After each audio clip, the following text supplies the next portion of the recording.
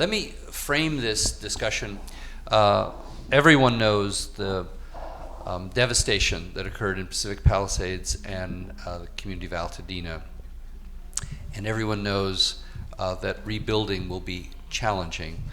One of the challenges, besides just the supply chain and the impact of Trump's policies on our workforce and all of the technical challenges to rebuilding, there's also a framing that a tension between those who want to rebuild something that they remember, the historic homes, the neighborhood ethos, the mature landscaping, the sense of community. That will be very difficult to physically recapture, probably economically impossible to recapture, because as much as we look back with fondness on these two unique communities, as they emerge from the ashes, they will fundamentally be different. The real question is not whether they'll be different, it's whether they'll be different in a better or worse way than what they're replacing, because to rebuild two communities that were devastated. How many have actually seen either one of these communities physically up front? You will be prepared for seeing block after block of destruction because you've seen the pictures. But you cannot be emotionally prepared for the mile after mile of the reality of what has actually happened in these two places. It is just of a scale that is staggering to the imagination. So on the one hand, it is a blank canvas. On the other hand, everyone has a vision of what it should be, many of them backward looking, and hoping that somehow, miraculously, it can be recreated exactly as it was, and that's unfortunately impossible to do. And so today we're going to explore three innovative dimensions of the challenge of building back better. Our first speaker, Charles Loveman, has been a pioneer of innovative financing. He is that rarest of unicorns, a boutique affordable housing developer. By combining market rate housing, workforce housing, and affordable housing, he's been able to create remarkable communities of mixed income that have contributed to the surrounding communities. Stotzer is one of the most innovative forces of nature in Southern California, has been a crusader and an innovator of models that benefit Latina citizens of our community, and citizens in every sense of the word, whether they have documents or not, who make up so much of the backbone of the workforce in our community, and making sure they had the economic power, the wealth generation, and the affordable housing that is so important to our standard of living and our quality of life, not just for them, but for their families, for their communities, and for Southern California as a whole.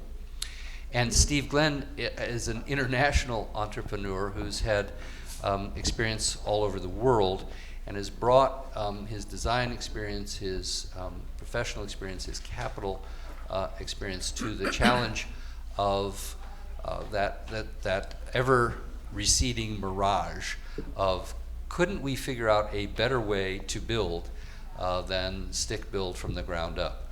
And so prefab has always been sort of that next frontier, and it's finally beginning to come into focus. So think about these three models, and B's going to talk about a brand new model of using ADUs to bootstrap redevelopment of these two communities, particularly starting in Altadena.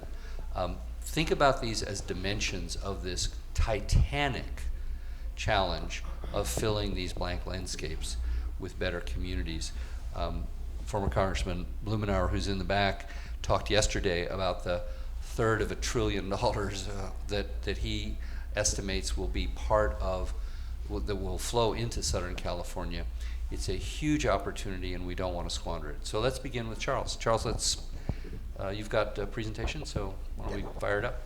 Yes. Good morning, everybody. Rick, thanks for the introduction. It'd be great to see you. I run an affordable nonprofit affordable home ownership program based in Pasadena.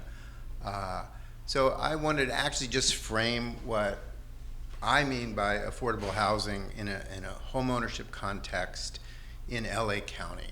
So we all talk about the word affordable housing, but it actually has specific definitions under state law. So this is going to give you a lot of numbers in the next few slides. Low income is 50 to 80% of median, and a low income household pays 30% of their income for housing costs.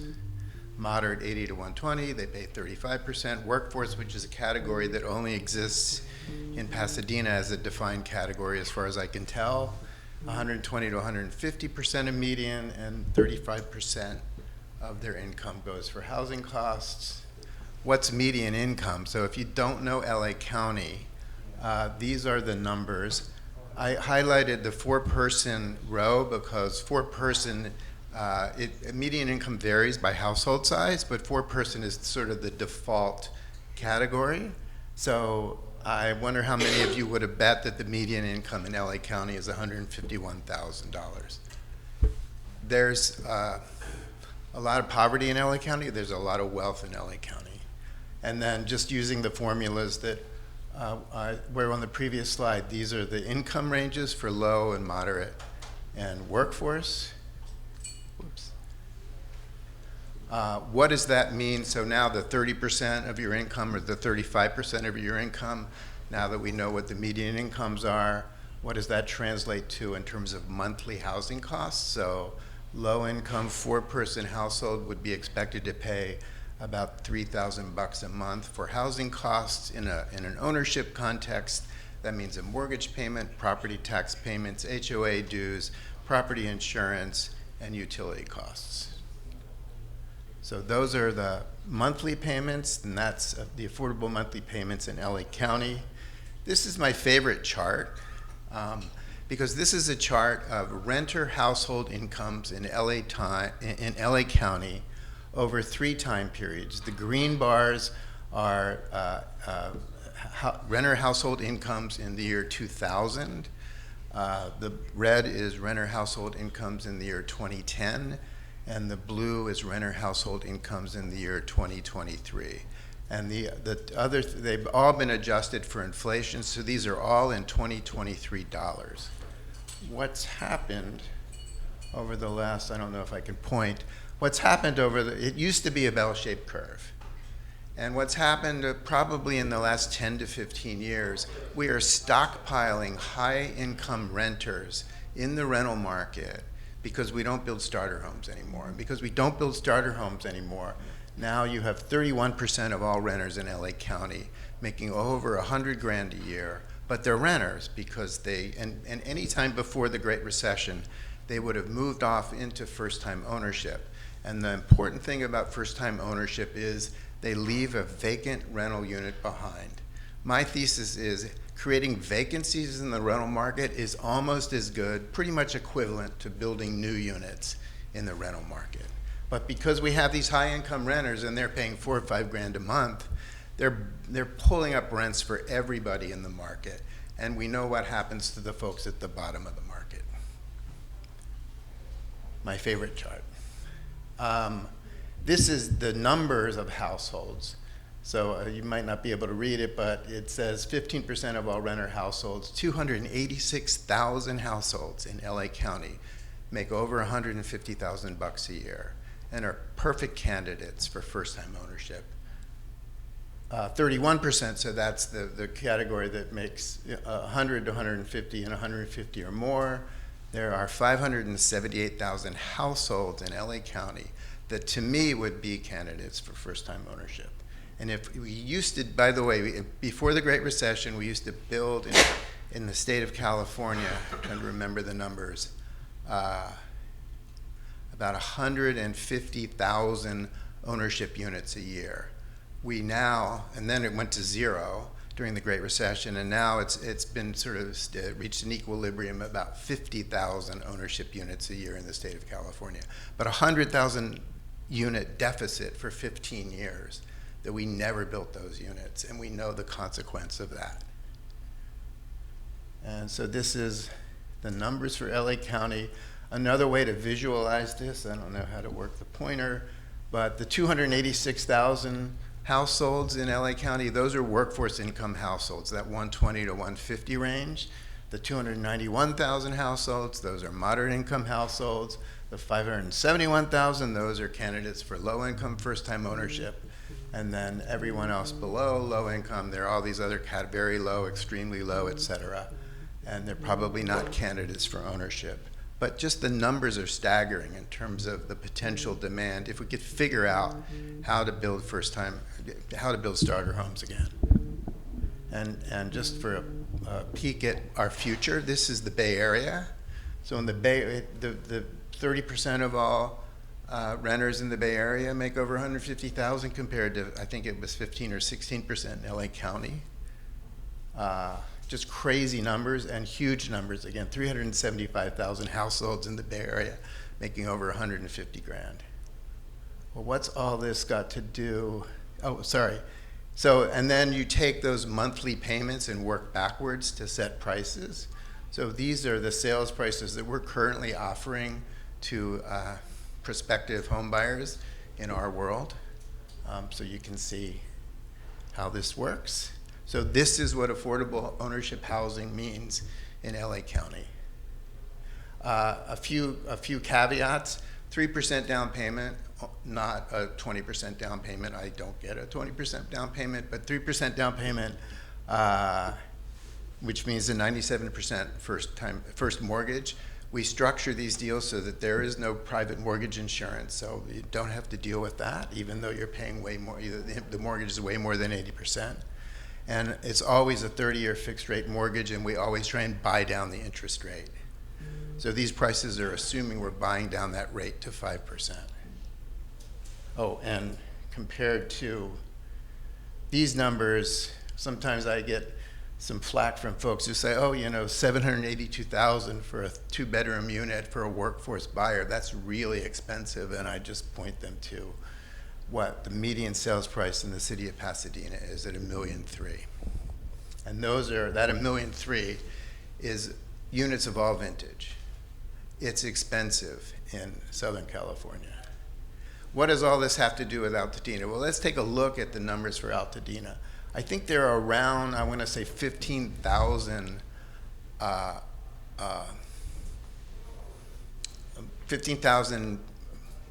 residents, you know, owners and renters. In the ownership side of that, about 12,000 out of the 15,000 are owners, and you can see the owners is 2 to 1, owners making over 100 grand versus owners making less than 100 grand. And a more detailed look at that, this is the same data as before from the census. So 50% of all the owners, now obviously this is census data from prior to the fires, 50% of all owners in Altadena made over 150 grand. And now on the renter side, it's the exact opposite. 2/3 of renters make less than 100 grand. And this is the rental distribution. This looks a lot like the rental distribution for the rest of LA County. And the last point is, if you can figure out how to become an owner, it is truly the way to generational wealth. So just looking back, we've got 45 years of data from something called the Case-Shiller Index, which tracks 20 housing markets throughout the US.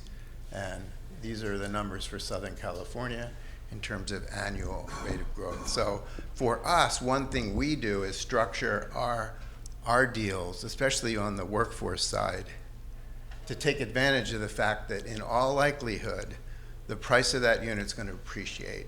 And we can make a bet, an informed bet, that appreciation will occur over the long term.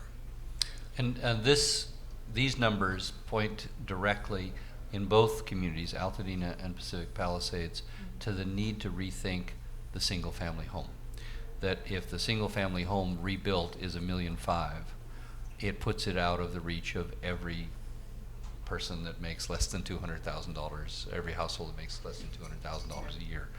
And so it is absolutely critical that we think about ownership in terms of multifamily and missing middle housing, which is zoned out of 70% of LA County and nearly 100% of Altadena and Pacific Palisades, except for in Altadena and Pacific Palisades, the commercial boulevard. So it is a clear need to rethink zoning in both these communities if they're to be in any way mixed income communities.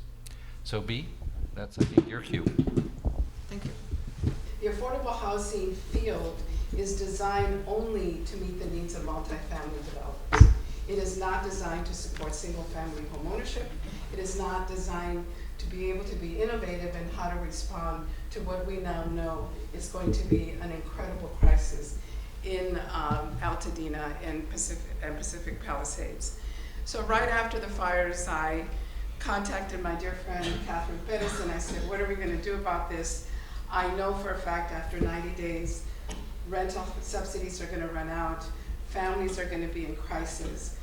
We had already the first day after the fires a call from the City of Hope asking us if we could help a single mom, 4 children, house burned, undocumented. She did not have insurance, but she thought that she had enough income in order to be able to rent a 2-bedroom apartment.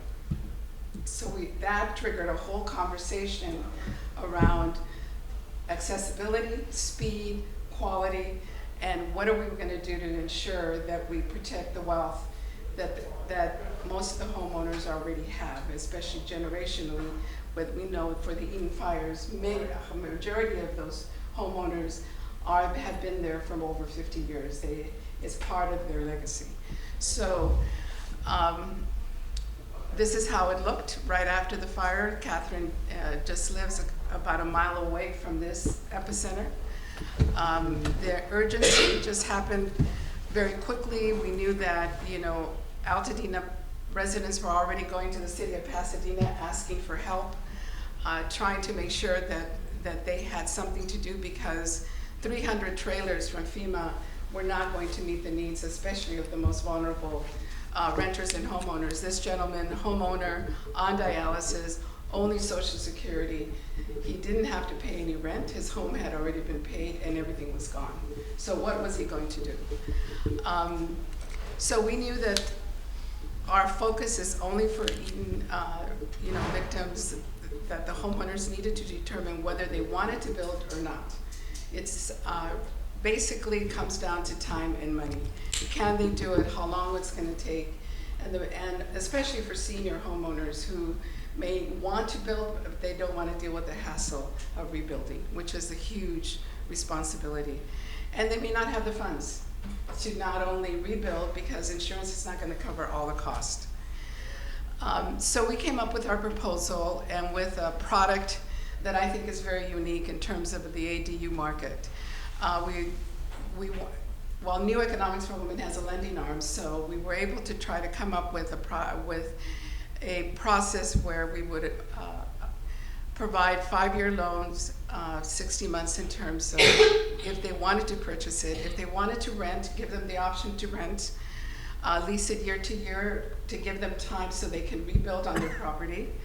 And also we wanted to give them innovative support by giving them equity gap loan, serve as a guarantor, have less interest rates than most, and then really provide a lender options with favorable rates if we could. One of the biggest issues and impediments that we're finding is the insurance coverage, which we're trying to resolve by coming up with a new product. The ADU that we came up with is remarkable. It is the Modus is the company. It's steel. It is like Legos, it's stackable. So you don't have to bring in a big crane and take up a huge truck to get it in there. They're beautiful, they're designed, they're energy efficient. They already would create a positive value for the homeowner should they want the ADU. And what we wanted to really look at is concrete. One of the big issues that we're going to have moving forward is the shortage of materials. And by having this model, which is steel, stackable, reusable, unstackable, you can even unstack it and use it for another site if you like. These can be mounted on concrete pillars and not have a concrete slab, so that'll really help with the cost. And our hope is that we could do this for 1,000 ADUs for 1,000 families. They're beautiful, and they have a lot of light. I'm hoping we can, the link, no, it won't, and give you the link. Let me go back a little bit.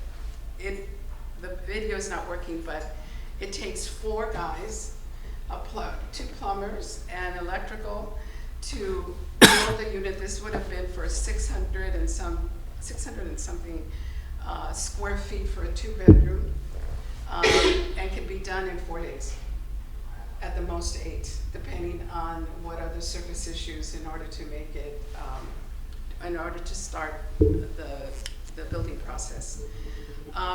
The ADU will be situated in the property. If you look at what is on most of these lots, they're very long, some of them are very odd. But what is wonderful about this is that you can put it anywhere on the lot in order to be able to allow the homeowner to live while the house is being rebuilt. And it's also self-sustaining, so we could put solar on. We can have generators on the units, so it could be self-sustaining if we have to, because we know that utilities are not going to be on there on all of the sites that are already ready to be rebuilt yet, because we know that by the fall we're going to have a lot of families that may be homeless as a result of not having enough income to be able to rent where they are, and we're very, very much concerned about that. We want to start with 100 units, trying to get public support, because we know as soon as we start getting public dollars, there's a lot of hairs on those dollars. It jumps up the price. It takes a long time.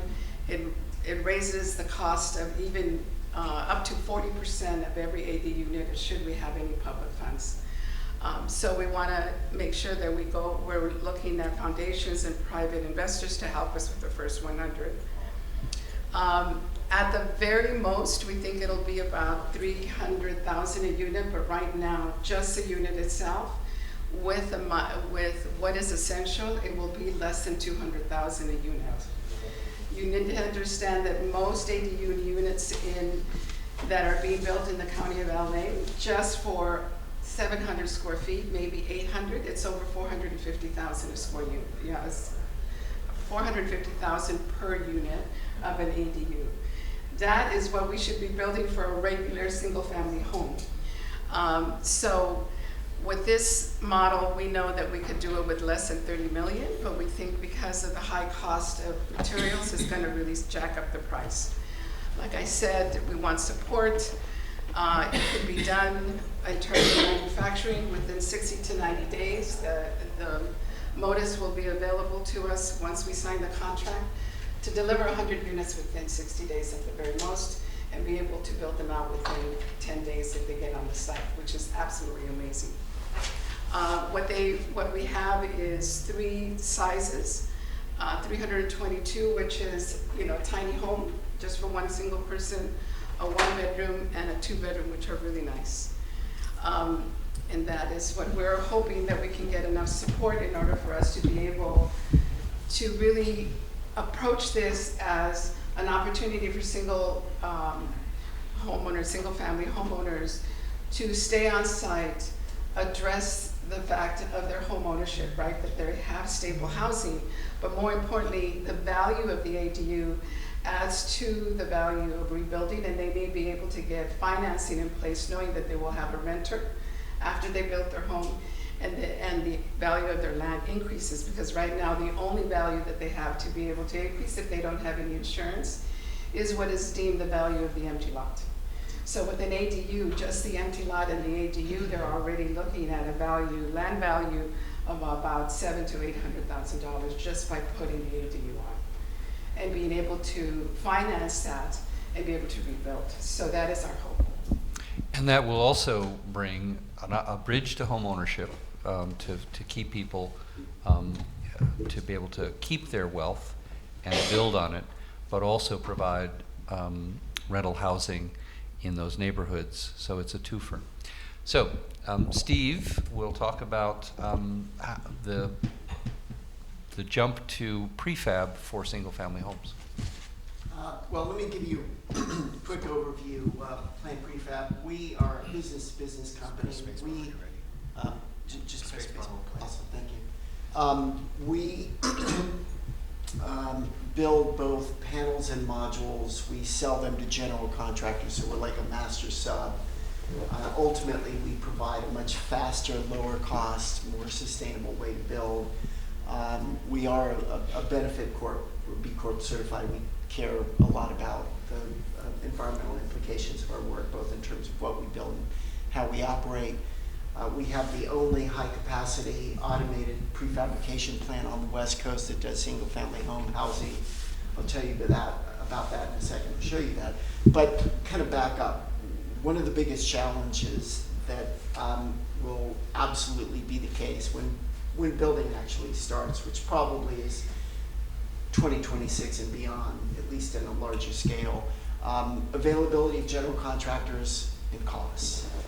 So we built many projects for people after the Tubbs fires in Sonoma, Napa, after Woolsey, and we had people coming to us saying, I'm being told by general contractors, this was particularly after Tubbs, which was much bigger than Woolsey, they won't be able to get to us for a year or two. Oh, by the way, the cost is outrageous. That's going to happen here, for sure. And so a huge issue is how can we increase capacity? How can we empower local general contractors to be able to do their work more efficiently?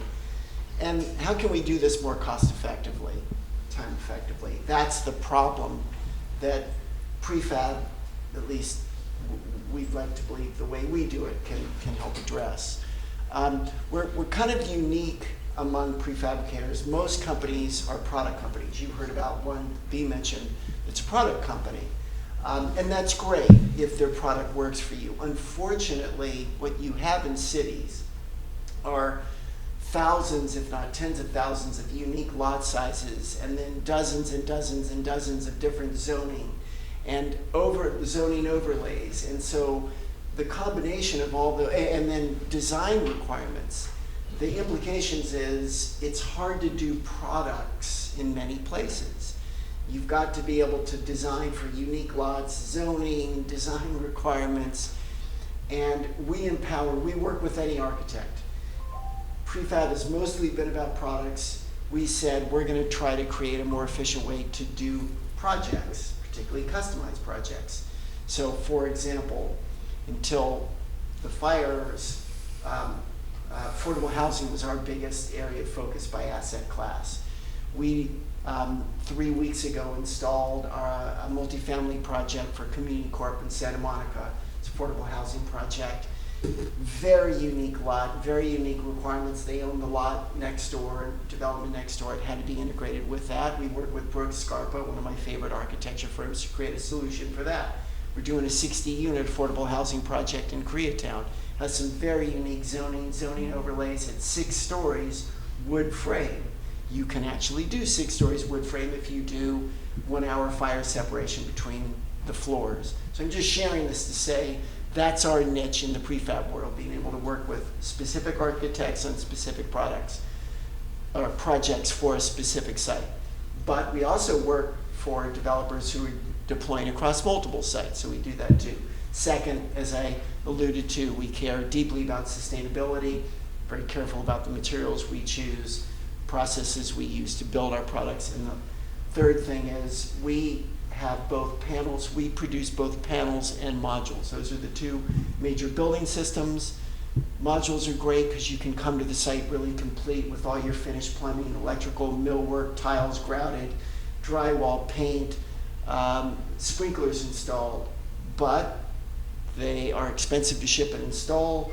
They have a lot of redundant structures, so if you're doing multifamily, sometimes you have to reduce your unit count or your floor plans.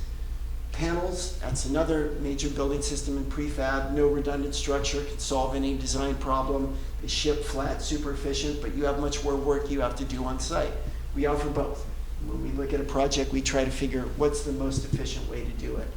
So I'm just gonna show you, we opened this facility a little over a year ago. It's the only in the US, the only facility in the US that does both panels and modules. By the way, some of our projects are all panels, some are all mods, some are both.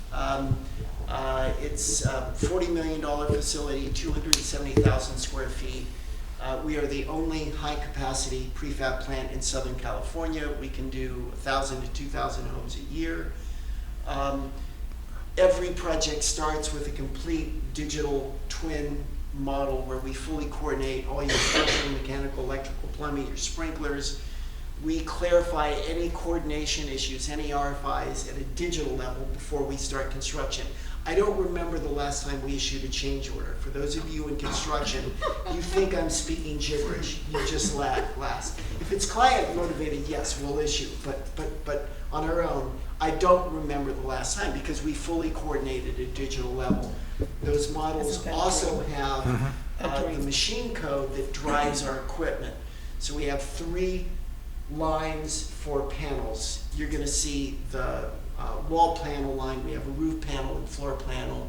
Everything starts here. This piece of equipment cuts every piece of lumber we use, every stud joist, rim joist. It routes, so no electrician or plumber does any drilling on site to figure out, for example, gravity drops or plumbing. It's all done by this. Every piece of wood is labeled. We know which project, we know where it goes. This is the wall panel line.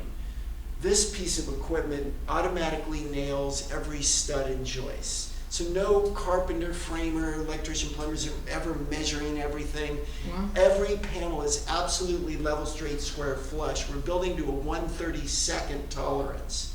That's like aerospace level. This nails all of the weather wrap, OSB, cuts out openings for windows and doors. You used to have 12 people doing this. Now it's 4 and they can do 10 times the volume. So this is how we get cost and time advantage. This blows in insulation. By the way, it's recycled denim, it's blue jeans, to any R factor level.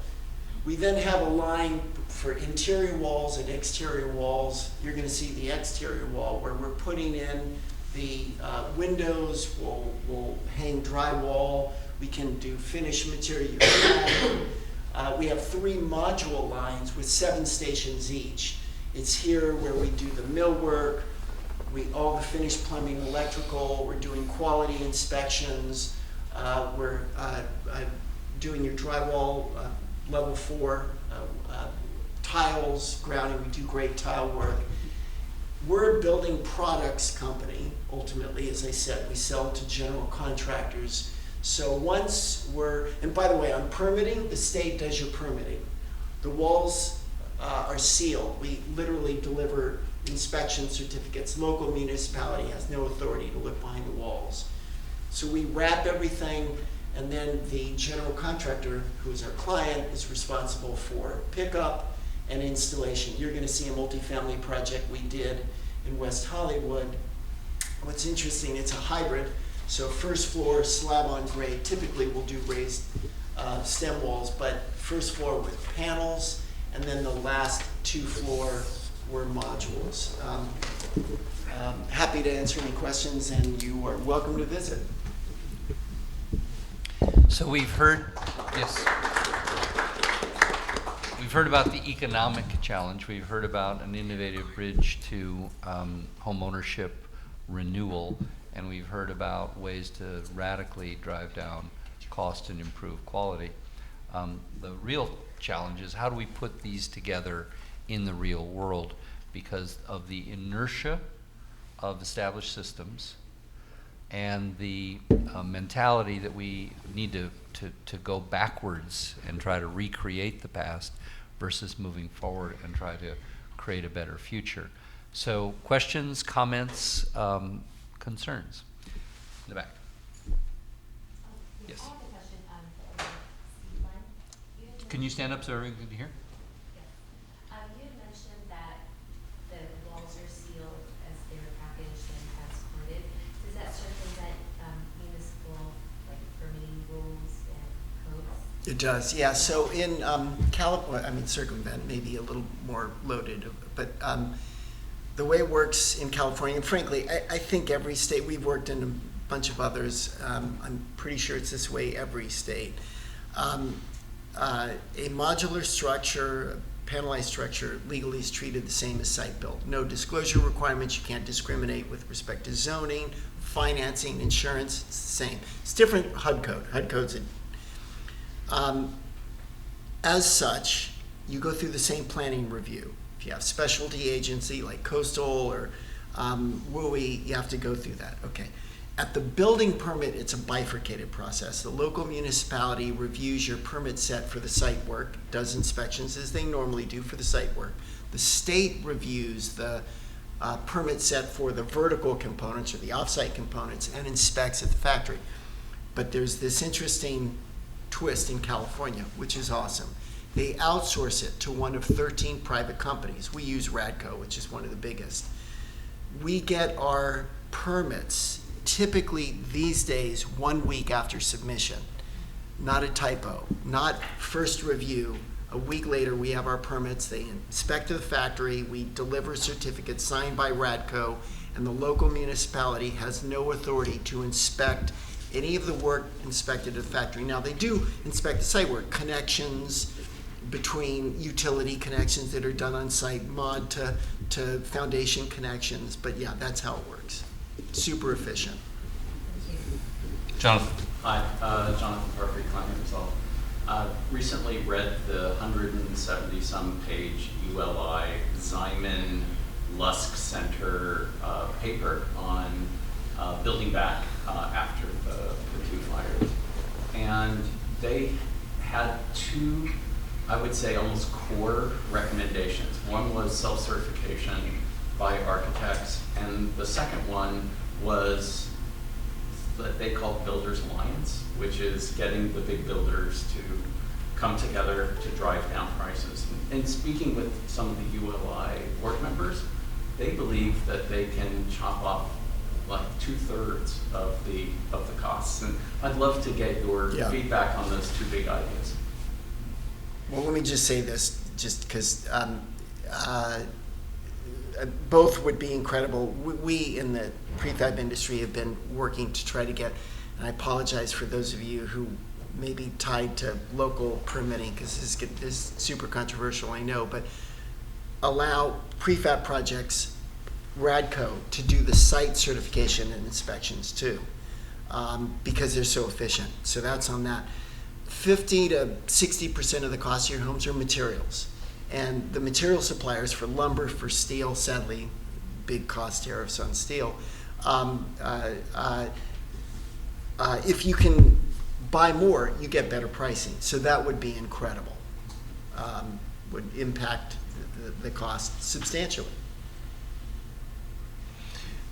It underlines the need for, again, fresh thinking. Again, there's this tension between if we could just recreate the buildings we built in 1920, 1930, 1940, 1950, 1960, and 1970, wouldn't that be great? That's not a reality, and it's probably an impediment to actually thinking creatively to capture what's most important, which is the ethos of a mixed income, accessible, diverse community. That should be the goal. And the means to that goal should be much more open. Yes? Yes, Steve, you mentioned the project in Koreatown, which is 6 stories, and I guess this question really applies for everyone, but are you seeing any resistance or tension with the building trades on doing more projects, either SFR at scale or a larger multifamily project, and how are you addressing that challenge? Well, I've spoken too much. Do you want to answer that? It's always going to be there.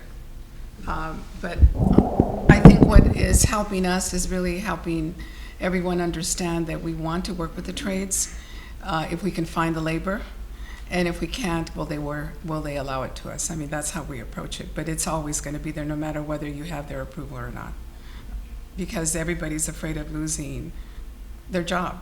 And what the crisis that we have right now, we just don't have enough employees. I mean, enough labor that's going to meet the demand at all, no matter what anybody says. Regarding, having all the big builders coming together to reduce costs up to, 40–50%? Good luck, only because under these tariffs and this whole environment, we can't even plan for tomorrow. My whole idea for Modus is out the door until I understand what the cost, even though they're in the United States, they're fabricating here, what is going to be the cost of steel is up in question for everything. It doesn't really matter. So we're in a very peculiar time, and labor and it's going to have to work with community. There's no other option. So, 35-year resident, Bungalow Heaven, Historic Highlands, sold my house a couple years ago. But I know the community, and in my role, people ask me, hey, what are the opportunities for the big companies to get back and rebuild? And I'm like, you guys don't understand Pasadena. You don't really understand Palisades. This is a single-family home rebuild problem with some commercial stuff mixed in. And it really starts, I don't know if there's a duplicate of any one of the 8,000 homes that burnt in Pasadena. You're building back a whole bunch of one-offs. Now maybe the conditions warrant more efficient modularized buildbacks, but you go up on Holliston or up by the country club, those are big properties and somebody's going to build that in a big way, right? That's going to be all custom stuff. I drove from Lincoln over to Eaton Canyon down Pasadena Boulevard last Tuesday. And, I texted pictures to my wife and she's crying because the whole neighborhood is like a war zone. Yeah. And I think the speed of getting people back in that want to get back in, my wife and I are both architects, and some of her USC grad mobs, they're helping. These guys are swamped even to get an architect to build back, to get a contractor. What's the run on drywall contractors going to look like in 12 months, right? I mean, I can't comprehend what the problems are. And then you add Palisades to that with a demographic that's like, how fast can I get back in? I have money, right? West Pasadena is a mess. When I saw all those homes there, your slide resonated with me because, people are deciding whether they want to take the insurance claims and move out to Rancho Cucamonga or Santa Clarita. Mm-hmm. It's a serious problem. And that's why we have to have serious answers. I'm really curious because of your role, Rick, more from your point of view. You said creativity was too. Where are the insurers in all of this? The insurers not only canceled my policy in South Pasadena, but the insurers are required and overseen by the state's insurance commissioner. The insurers are required to invest money back into the markets. That includes private money too, private equity. Why aren't we up in Sacramento pushing the insurers to step up? They could make money out of this. We need to find the incentives here, not stick all the time. It's a good point. That's a major part of the ULI report. So I commend that report, again, done by USC and UCLA as partners. And it also was the subject of a session yesterday here at Verdexchange. Insurance is going to be a challenge for America for the next generation. It's not just a fire problem and just not a California problem. Insurance in Florida, right? With condos sinking into rising sea level. all along our coastlines with hurricanes, and then you mix in earthquakes, which, you know, we could be sitting here and things could start to shake, and we are utterly unprepared for the level of climate changes that are going to affect us, let alone the usual run of disasters. And then you mix in, you know, planes flying into high rises and things that are not even on our radar screen, given the political instability in our world. Those are massive changes. So you're right, insurance is huge, and we should all be working on it. But it is not just a Southern California or California problem. I just mentioned that Catherine identified an insurer that has a premium insurance program back east, where they offer a product if your home is fire resistant. So, and they have proven through this last hurricane, those that they insured standing up hardly any damage the way it was rebuilt. So we're linking them with Modis and a couple of other experts here in California to see if we can design a program specifically for ADU and single family if they rebuild under a certain standard. And I think that's the only way we're going to be able to get out of the problem. We have a couple more hands. We'll stick around. We actually are trying to stay on touch, so we have room for one more question. Yeah, sorry, another prefab manufacturer. I know Steve L, very great company. One thing about the standard, there's a IBHS, which many of us are familiar, Institute for Business and Home Insurance, and they created a standard called Fortified Home Standard for hurricane-proof homes, and they increased insurability in the Atlantic and Gulf Coast. Now they have a new standard for West Coast wildfire prepared home plus standard, and we at Remo, I'm sure Steve is also working on it to design to that standard to increase insurability. So I would just leave us with this thought, and this is, of course, a conference of new ideas and entrepreneurial people, both in the public and the private sector.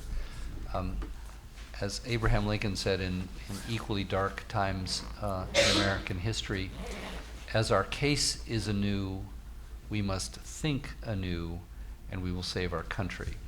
So there are many things that we can draw upon from the past. There are many things about the timeless ways of building that we can incorporate into the future. Materials, designs that are more in keeping with nature, and not assuming that we can air condition our way out of our climate challenges.